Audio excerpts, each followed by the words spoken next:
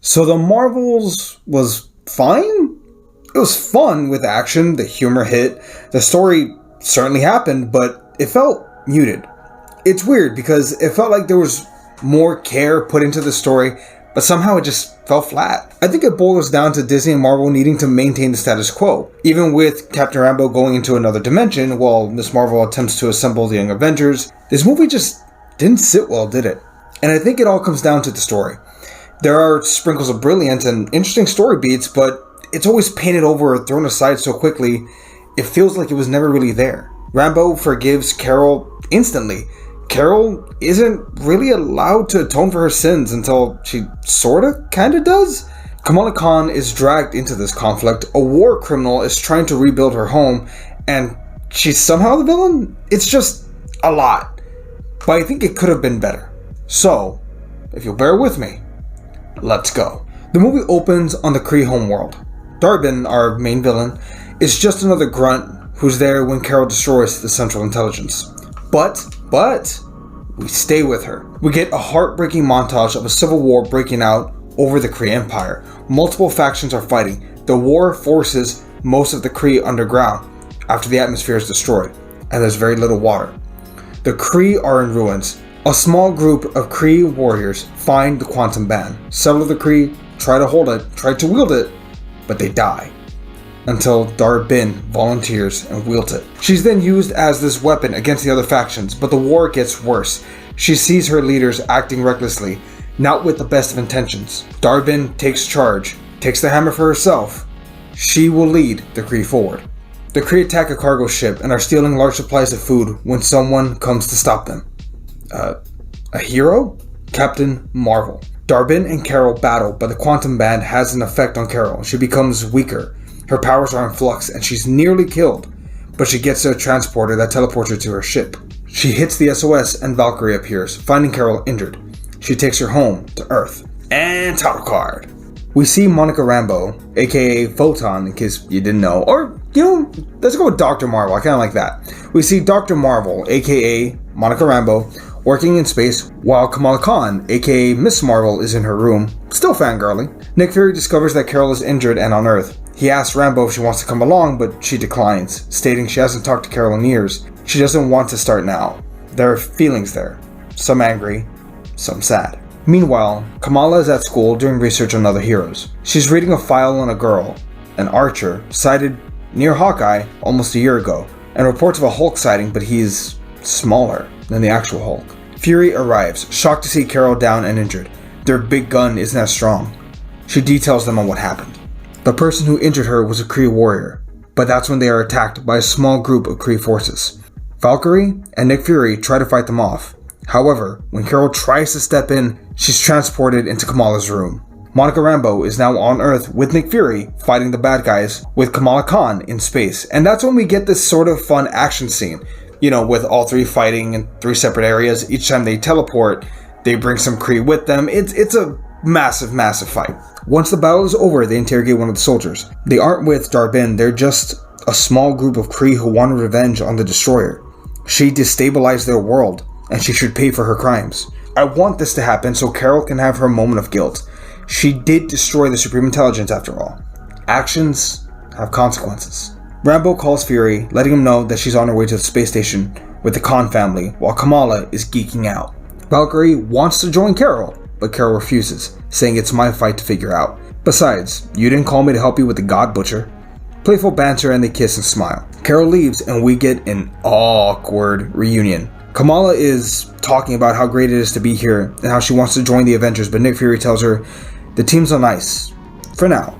Rambeau and Carol awkwardly talk. Carol apologizes for not being around, but Rambeau says, no need to apologize. She gets it.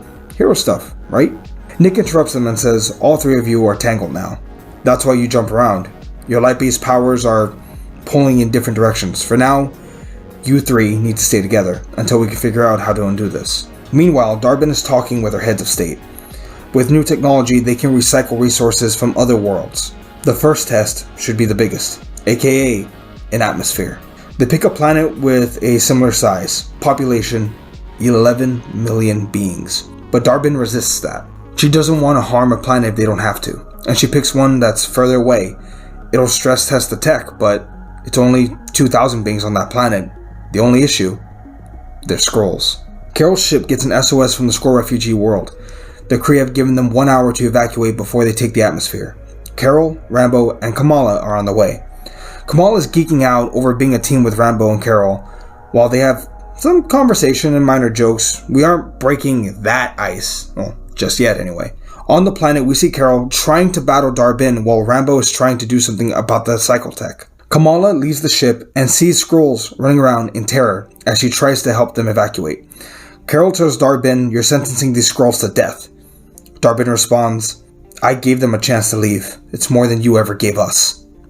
Dar-Benn gets angrier and angrier, blasting Carol. In the chaos, she sees the other band on Kamala. But this isn't the time. She needs the atmosphere. At this point, Carol makes the hard decision to evacuate, even though not all Skrulls are on ships.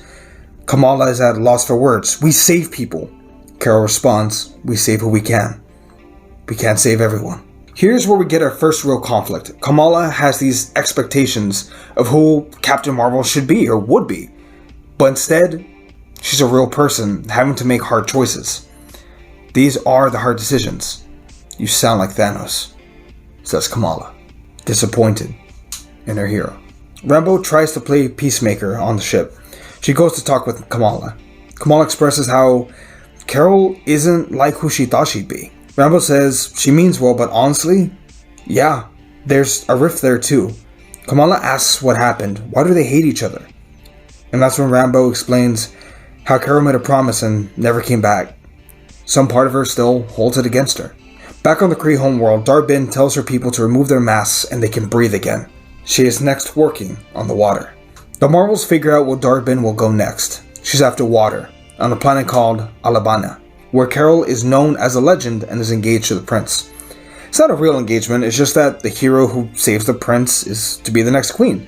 She really isn't interested. We get another battle sequence here between the Kree and the warriors of Albania, but with Rambo and Carol taking on Dar-Benn, they are still no match for her. Once they have enough water, Dar-Benn calls off the attack and retreats. Carol tries to give chase, not listening to Kamala or Rambo. That's when Khan hits the jump point button and they teleport to a random planet. Here they have another fight, Carol saying that wasn't your call to make. Kamala responds, "I made a judgment call, just like you did. She was going to kill us if we didn't regroup." And in this argument, we finally get that fight. Monica Rambeau is frustrated and goes off on Carol. How she wasn't there when her mom got cancer, how she never came back for her, how her hero was just a liar. And that's when Carol fires back, "I know. You don't think that ate me up every single day. I am sorry, but there's a lot more to it than not wanting to come back. I helped destabilize the universe. On Earth, I'm a hero, but to most planets, I'm the destroyer. When I was controlled by the Kree, they used me to conquer more and more and more worlds. Any resistance fighters? I took them out. I was doing my job and I helped enslave 100 worlds. So that's what I'm trying to undo. I'm trying to make up for my mistakes. And then I can come home. I loved you. I loved your mom. And I'm so sorry I wasn't there." And it's at this point that we get Carol breaking down crying. Rambo holds her and they let it out. Two people grieving. We cut back to Dar-Benn on the Kree homeworld. The world is slowly coming back to life. But they need one last thing. They need to reignite the sun. Her council gives Dar-Benn options. She could try to reignite it with a quantum ban. She would definitely die. She's okay with that. But there's no guarantee it would work. Or they could steal the power from a working sun. Dar-Benn says, "I have one in mind." The Marvels regroup and begin to train, knowing that one more round is underway. The Kree ship appears in space and the Marvels break into the ship. Carol and Dar-Benn have their one-on-one. Dar-Benn tells her, "I'm better than you ever were. Tell me, what have I done wrong other than try to save my world? It's nothing you humans wouldn't do." Kamala chimes in, "What about the atmosphere?" Dar-Benn responds, "Okay then, which planet should I have taken? Because they offered one a lot closer with way more civilians, but I chose to go to a world where it would be less of an impact. I could care less if they were Skrulls, and I gave them time to evacuate." That's when Rambo chimes in, "What about Albania?" Dar-Benn says, "I only took 10% of the water on their planet. It's literally 97% water. They'll be fine. Finally, Carol says, what about our son? Dar-Benn nods. Okay, that one was a little personal. You destabilized my planet and caused an all-out war that caused death and suffering. You think you can just cause destruction and leave? There are still pieces there, lives shattered because you didn't care. A battle ensues, the three Marvels trying to overpower Dar-Benn, and for a moment, they do. But she's a desperate woman fighting for her people, so she's able to get free, and even hold Kamala Khan hostage. She demands her quantum band. She'll use them to power the cycle machine and drain our sun. And that's when Carol tries to bargain with Dar-Benn. Carol promises Dar-Benn that she'll reignite her sun. Just please, leave Earth alone. Kamala pleads, be better, you don't need to be a destroyer. Rambo chimes in, she's been trying to undo her mess. Dar-Benn thinks for a moment and begins to back down. She gives the order to turn off the machine, but the cycle, it won't stop. The black hole is getting worse. Rambo says she can close the gate, but she'll need to be charged. Dar-Benn doesn't know how to use the bands in that way, only with brute force. Kamala says she's had her band for a while, she knows how to use it in that way, but she needs them. Dar-Benn must trust them, she must relinquish the quantum bands to Kamala. She'll charge up Captain Rambo so that she can close the gates, unless the wormhole gets worse, and it may destroy not just the sun, not just the Earth, but the Kree world as well. Carol chimes in that she can do it, but she can't. She needs to be the one to reignite the sun for the Kree. Rambo tells her it's okay, I've got this one. Carol chases her in space, trying to stop her, but she's not quick enough. Rambo is able to close the gate in a massive explosion, but she's believed dead. The Kree ship hyperjumps to the Kree world, and the destroyer is seen. People are scared, but Dar-Benn says, a peace has been struck. The destroyer... Carol Danvers is now an ally to the people of Kree. Carol, with Kamala's encouragement, reignites their sun.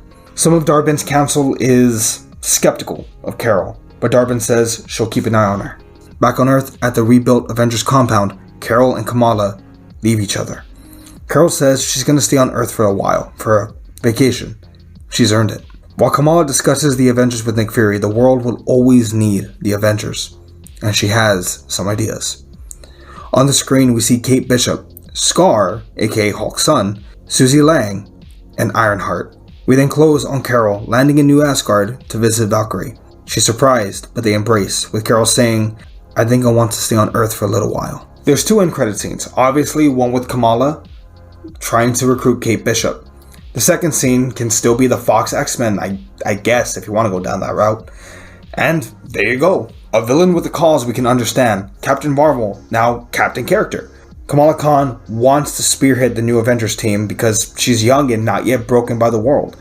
Rambo will return and will probably play a bigger role in Kang Dynasty or Secret Wars. Marvel, there you go. You're welcome. Damn it. A good story cures all.